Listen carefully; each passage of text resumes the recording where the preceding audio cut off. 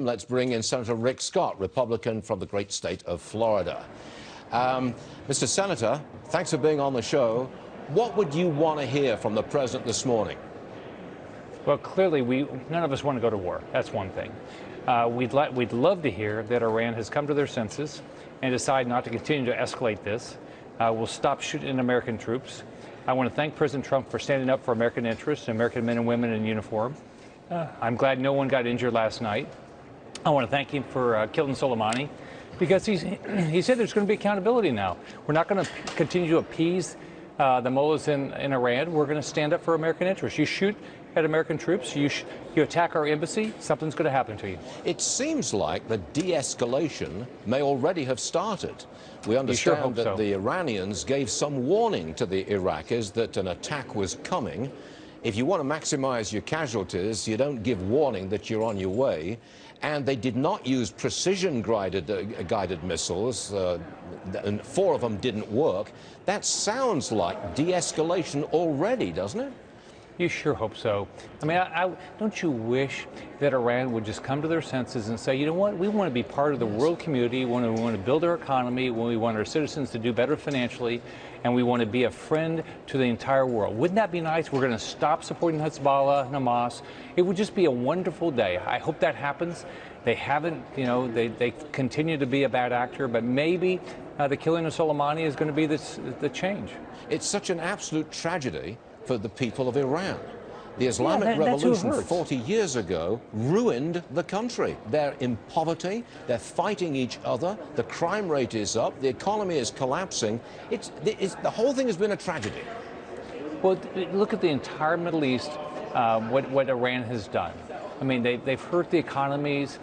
So many people have lost their lives. So much of it tied to Soleimani, and so much of it tied to Iran. They don't want, to date, maybe they're going to change. They don't want peace and prosperity for people in the Middle East.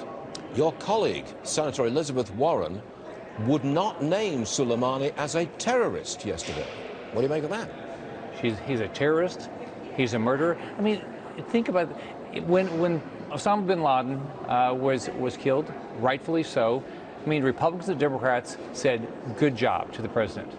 Why can't the Democrats, when President Trump kills Soleimani, a terrorist, a murderer of American citizens, why can't we all come together and say, President Trump, good job, thank you for standing up for American interests and American men and women in uniform?